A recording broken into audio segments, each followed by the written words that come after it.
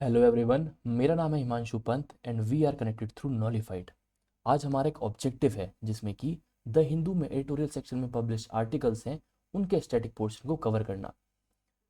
हमारी इस प्रेजेंटेशन का एक पैटर्न रहेगा जो आगे भी हम फॉलो करेंगे अपने डिस्कशंस में। We are going to focus on the what of any topic rather than when and where of it. ठीक है, selectively we are going to focus on the how of any topic. आज the Hindu में 4 article publish हुए थे, जिसमें से 2 political news हैं जो बिहार इलेक्शंस के ऊपर है। अगर आप चाहें तो अपनी डिबेट एंड डिस्कशन के लिए उनको गो थ्रू कर सकते हैं। पहला जो हमारा टॉपिक आज डिस्कशन का रहेगा वो होगा फाइनेंस कमीशन। फाइनेंस कमीशन आपका जीएस पेपर 2 का पार्ट है। सेकंड टॉपिक डिजास्टर मैनेजमेंट, जो जीएस पेपर 3 में लाई करता है। Starting with finance commission. Finance commission is a constitutional body. Constitutional body का क्या मतलब होता है कि इस बॉडी का जिक्र, इस बॉडी का मेंशन हमारे कॉन्स्टिट्यूशन में किया गया है किसी आर्टिकल में, beat any schedule, beat any part. ठीक है, हमारी फाइनेंस कमीशन जो है आर्टिकल 280 में इसका मेंशन है। इसे कॉन्स्टिट्यूट कौन करता है? प्रेसिडेंट, और इसका टेन्योर होता है 5 ईयर्स का। ठीक है, it constitutes of 1 chairman and 4 other members. At present 15th finance commission is in force, जिनको लीड कर रहे हैं एनके सिंह जी। ठीक है, फाइनेंस कमीशन जो पहली कॉन्स्टिट्यूट हुई थी वो 1951 में हुई थी। 1951 ईयर इंपॉर्टेंट क्यों है?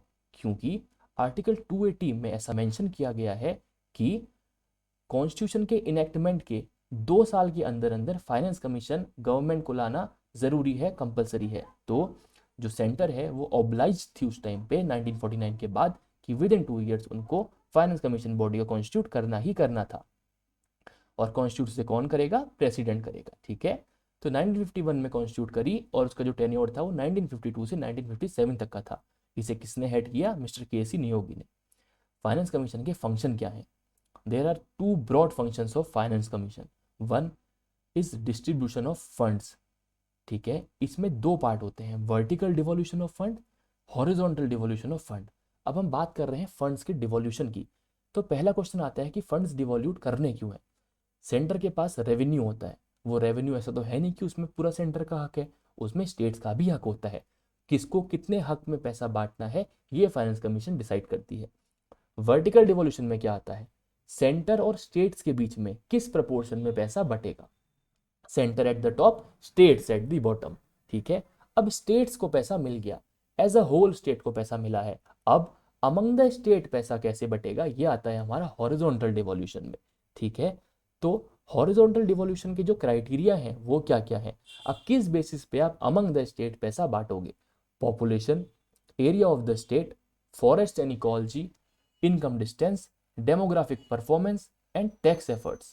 इसमें जो डिस्कस करने वाली चीज़ है वो है इनकम डिस्टेंस और डेमोग्राफिक परफॉर्मेंस। इनकम डिस्टेंस के लिए फाइनेंस कमीशन ने क्या क्राइटेरिया लिया है? इन्होंने स्टेट के जीएसडीपी को दूसरे स्टेट के जीएसडीपी से कंपेयर किया है। अब कौन सा स्टेट है जिसकी हाईएस्ट पर कैपिटा जीएसडीपी है? वो है गोवा। बट गोवा की पॉपुलेशन काफ़ी कम है, इसलिए हमने हरियाणा को एज अ स्टेट जिसकी हाईएस्ट पर कैपिटा जीएसडीपी है वो माना गया है। ये चीज़ कंप्लीटली फाइनेंस कमीशन के ऊपर है। हो सकता है आने वाले टाइम में जो 2026 के बाद फाइनेंस कमीशन आएगी वो कुछ और फंक्शंस, कुछ और क्राइटेरिया इनकी डिफाइन कर दे हॉरिजॉन्टल डिवोल्यूशन ऑफ फंड्स के। इनकम डिस्टेंस में आपको समझाता हूँ पर कैपिटा जीएसडीपी होती क्या है। एक कंट्री है उसकी कोई सर्टेन जीडीपी होती है, वैसे ही किसी स्टेट की जीएसडीपी होती है, ग्रॉस स्टेट डोमेस्टिक प्रोडक्ट। ठीक है, अगर मैं पर कैपिटा की बात करूं तो उस स्टेट की जीएसडीपी को मैं नंबर ऑफ पीपल से, नंबर ऑफ पॉपुलेशन से वहां की डिवाइड कर देता हूं, तो वो वहां की पर कैपिटा जीएसडीपी आ जाएगी। अगर मैं बात करता हूँ एग्जाम्पल की, हरियाणा की जीएसडीपी में मान के चलता हूँ 3 लाख रुपए पर पर्सन है। इसका मतलब क्या हुआ? इसका मतलब हुआ कि वहाँ का एक इंसान 3 लाख रुपए साल का कमा रहा है। अगर मैं एग्जाम्पल लूँ बिहार का, जहाँ एक इंसान की मैं जीएसडीपी मानता, उस स्टेट की जीएसडीपी में मानता हूँ पर कैपिटा 1.5 लाख रुपए, तो कुछ डिफरेंस है। ठीक है, to bring all the state into the same platform, finance commission क्या करता है? फंड्स डिवॉल्यूट करने के लिए इन क्राइटेरिया को लाता है। डेमोग्राफिक परफॉर्मेंस में क्या है? टोटल फर्टिलिटी रेट को काउंट काउंट कर रखा है। टोटल फर्टिलिटी रेट क्या होता है? एक वुमेन जो अपनी फर्टाइल स्टेज में चाइल्ड बियर कर सके उसको टोटल फर्टिलिटी रेट कहते हैं।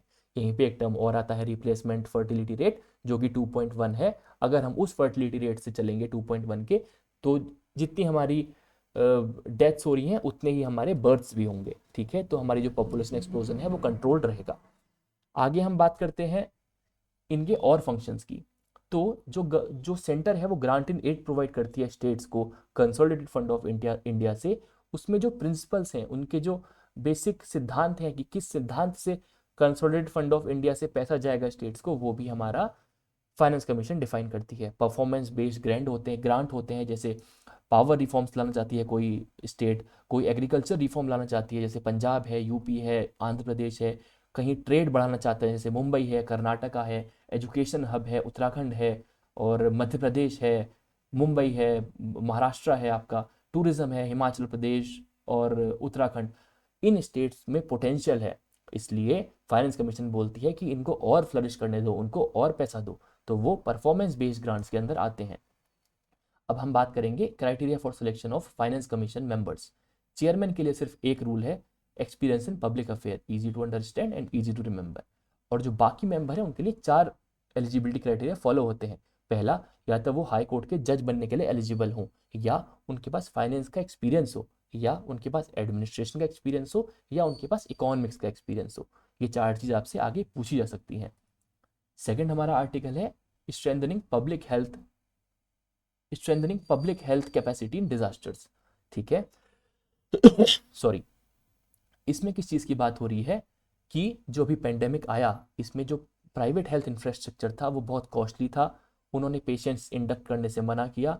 तो हमें अभी जो अपना रिलायंस है वो from private health care infrastructure से पब्लिक हेल्थ में डालना चाहिए। इसके लिए हम कैसे स्ट्रेंथन कर सकते हैं खुद को, हम उस टॉपिक में ज़्यादा नहीं डी डिप करेंगे। और अभी हम बात करेंगे डिजास्टर की। डिजास्टर क्या है? डिजास्टर एक कैटास्ट्रॉफिक इवेंट है which causes harm and damage to human life and assets such as public infrastructure, private property etcetera. Sir, ये जो डेफिनेशन है ये आपको पेपर 3 में यूज करने को मिल सकती है। आप इसको एज इट इज याद करें और वहां पे लिखें, you will fetch more marks than others. ठीक है, डिजास्टर के जो रीजंस हैं वो क्या क्या हैं? Environmental degradation, increasing human population and population density. Population density का मैंने यहाँ मेंशन क्यों कर रखा है? क्योंकि अगर किसी जगह की पॉपुलेशन डेंसिटी बढ़ती है तो जायज़ है कि वहाँ जो रिसोर्सेज पर पर्सन अवेलेबल होंगे वो कम होंगे। रिसोर्स क्रंच होना भी अपने आप में एक डिजास्टर है। मान लीजिए पानी नहीं आता है कल के दिन, तो वो भी एक फॉर्म का डिजास्टर है जिसको चेन्नई हर साल फेस कर रहा है। अनप्लैंड एंड अनसाइंटिफिक अर्बनाइजेशन, जो इस समय की सबसे ज़्यादा cause of it is a cause of concern for everyone, like unscientific urbanization। NCR grow कर रहा है, but is it scientific? Is it in the model of Chandigarh? नहीं ना, तो वो भी आने वाले टाइम में can be a cause of potential disaster. Urban flooding leading to vector borne diseases. ठीक है सर। रीसेंट कैटास्ट्रॉफ की अगर हम बात करें, साइक्लोन फानी उड़ीसा में आया था, locust attack north western part of India में हुआ था जिसने कि फूड सिक्योरिटी को हिला के रख दिया था। एलजी पॉलीमर्स का लीक हुआ था, गैस लीक तमिलनाडु में। स्टाइरिन गैस उस समय मुझे याद है लीक हुई थी, ये अभी आपका 1 साल पहले की बात है। Rat hole mining Meghalaya, forest fire in Australia जिसमें से कि बहुत ज़्यादा डैमेज हुआ, not only to Australia but also to other part of the nation. Rat hole mining का मैं एग्जाम्पल यहाँ पे डिस्कस करना चाहूँगा। एडमिनिस्ट्रेशन का फेलियर यहाँ पे किस चीज़ में रहा? ठीक है, रेड होल माइनिंग क्या है पहले इसको समझते हैं।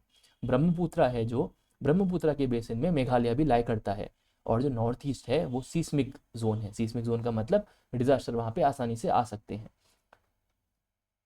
जो नॉर्थ ईस्ट हमारा पार्ट है वहाँ पे मिनरल्स बहुत हैं। अब उन मिनरल्स को निकालने के लिए हम बड़ी बड़ी मशीन्स तो लगा सकते हैं नहीं, क्योंकि अगर हम बड़ी मशीन से डीप डिप करेंगे, उनको वाइब्रेशन देंगे वहाँ की रॉक्स को, तो लैंडस्लाइड आने का बहुत खतरा है, डिजास्टर आने का बहुत खतरा है।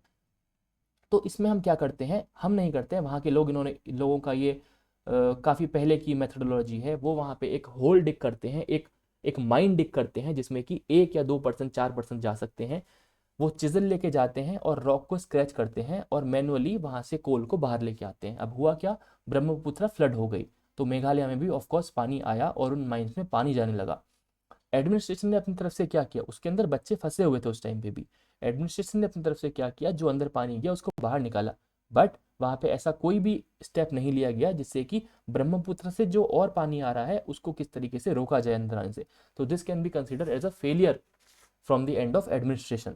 ठीक है, अगर मैं डिजास्टर की बात करता हूँ तो डिजास्टर मैनेजमेंट का जिक्र किसी भी शेड्यूल 7 ऑफ कॉन्स्टिट्यूशन में नहीं है, B it the union list, state list और द कॉन्करेंट लिस्ट। जब किसी चीज़ का जिक्र कहीं भी नहीं होता है तो उसको क्या करते हैं, रेसिड्यूरी पावर ऑफ पार्लियामेंट में डाल देते हैं एक तरीके से, ठीक है। जैसे साइबर सिक्योरिटी है, डिजास्टर मैनेजमेंट है, ठीक। तो उनके जो लॉज बनते हैं, रूल बनते हैं, वो डिजास्टर मैनेजमेंट जैसे किसी भी चीज़ के वो पार्लियामेंट डिसाइड करती है, जो रेसिड्यूरी लिस्ट में लाई करते हैं। अभी at present national disaster management act 2005 जो है वो इंस्टीट्यूशनल फ्रेमवर्क प्रोवाइड करता है किसी भी डिजास्टर से फाइट करने के लिए। डिजास्टर मैनेजमेंट की बात जब भी होती है, चार चीज़ें हमेशा ध्यान रखनी है: मिटिगेशन, प्रिपेयर्डनेस, रिस्पॉन्स, रिकवरी। ये कहलाते हैं डिजास्टर मैनेजमेंट साइकिल। आपको एज इट इज़, जैसा आपकी स्क्रीन में दिख रहा है, इस तरीके से डायग्राम को आपको नोट डाउन करना है, अपने आंसर में प्रेजेंट करना है, you will fetch good marks. पहला स्टेप जो है मिटिगेशन। मिटिगेशन का मतलब होता है कि किसी भी डिजास्टर की रिस्क जो है उसको कितने कम लेवल से मिनिमाइज कर सकते हैं। कोई भी डिजास्टर है वो आया डैमेज पहुंचाने के लिए ही है, बट अगर हम अच्छे स्टेप्स लें, अच्छे एडमिनिस्ट्रेटिव स्टेप्स लें, इंजीनियरिंग स्टेप्स लें, तो किसी भी डिजास्टर का जो एक्सटेंट है, उसकी रिस्क है, वो कम से कम किया जा सकता है। सेकंड स्टेप आता है प्रिपरेशन, कि हम अपने को कैसे प्रिपेयर करें, हम अपनी कैपेसिटी बिल्डिंग कैसे करें, हम अपने रिसोर्सेज को कैसे तैयार करें। अभी मान लीजिए कोई डिजास्टर आता है, तो क्या हमारे पास एक्टिव वॉलंटियर्स हैं, क्या हमारे पास सिग्नल्स हैं जिनको हम उनको कांटेक्ट कर सकें, क्या हमारे पास एडमिनिस्ट्रेटिव मैकेनिज्म है उस समय की जिससे कि हम उन लोगों को कांटेक्ट कर सकें, क्या हमारे पास नेशनल डिजास्टर मैनेजमेंट फोर्स की वो पूरी बटालियन रेडी है या नहीं है, ठीक। तो ये वाला फेज आता है प्रिपरेशन का। प्रिपरेशन में हम ये भी देखते हैं कि डिजास्टर आने वाला है, मान लीजिए हमको पता लगता है कि साइक्लोन आने वाला है, तो जो वहाँ के लोगों को सेटलमेंट करना है कहीं और, वो प्रिपरेशन के फेज में आएगा। तो उसमें प्रिपरेशन क्या होगा, वो आएगा फेज रिकवरी के अंदर, रिस्पॉन्स के अंदर। बट प्रिपरेशन में हम क्या करेंगे, हम उनके लिए कहीं और पे इंतजाम करेंगे, रहने का, खाने का, उनके एसेंशियल्स का, ठीक सर। रिस्पॉन्स में क्या आता है, अब अगर मान लीजिए कहीं पे फ्लड्स आ गए हैं, तो वहाँ के लोगों को जल्दी से जल्दी इवैक्यूएट करना, उनको फूड सप्लाईज पहुँचाना, ठीक सर। लास्ट फेज आता है रिकवरी का। रिकवरी में बहुत इंपॉर्टेंट टर्म है build back better. Build back better जो टर्म है वो डिराइव हुआ है रेजिलियंस से। रेजिलियंस क्या होता है, अगर कोई घर है मान लीजिए, वो लैंडस्लाइड से या अर्थक्वेक से डैमेज होता है, मान लीजिए पूरा टूट जाता है, और दोबारा हम उस घर को बनाते हैं same, but resilient this time. तो क्या होता है, अगर सेम लेवल का डिजास्टर दोबारा से कॉज होगा, दोबारा से अगर होगा, तो इस बार वो घर नहीं टूटना चाहिए। अगर वो नहीं टूटता है, we will call it resilient infrastructure, ठीक है सर। तो इसमें हम बात करते हैं बिल्ड बैक बेटर की। हमेशा डिजास्टर मैनेजमेंट में अगर आप कभी आंसर लिख रहे हैं तो इस टर्म का यूज जरूर करें। रिकवरी में बेसिकली दो चीज होती हैं, रिकंस्ट्रक्शन एंड रिहेबिलिटेशन। अभी मान लीजिए हमने उड़ीसा से में जो हम एग्जाम्पल दे रहे थे कि उड़ीसा में हमने लोगों को यहाँ से यहाँ शिफ्ट कर दिया, अब हमको उनको यहाँ से यहाँ भी तो वापस शिफ्ट करना है ना सर। तो उस चीज़ को हम बोलेंगे रिहेबिलिटेशन, और ये काम होगा रिकवरी फेज के अंदर, ठीक। तो this was the topic to discuss today. हम कल दोबारा से द एडिटोरियल में, हिंदू एडिटोरियल में जो भी टॉपिक होंगे उनके स्टैटिक पोर्शन को लेके आएंगे, और हमारा टाइम यही रहेगा इवनिंग 5 o'clock का अराउंड। बिकॉज आपको मॉर्निंग के टाइम पे आप किसी के भी लेक्चर सुन सकते हैं अगर आप चाहें तो, जिसमें कि एडिटोरियल डिस्कस होते हैं स्टैटिक पोर्शन के लिए। This is most reliable source, most sufficient source. इसके अलावा मुझे नहीं लगता है आपको कहीं और डिग करना पड़ेगा, because what source I use is the standard UPSC books, my own hand notes, magazine such as योजना एंड कुरुक्षेत्र। तो ये सफिशिएंट मुझे लगती हैं, और आशा करता हूँ आपको भी लगती होंगी। तो ठीक है सर, आप फॉलो करें हमें टेलीग्राम पे, we are present there 24/7 by the name of Knowlified. वहाँ पे लेटेस्ट अपडेट्स मिलती हैं, पीडीएफ मिलती हैं आपको हमारे डिस्कशंस की। Go and follow us on Instagram, Facebook and Twitter also. Thanks a lot, it was a lovely discussion with you all guys.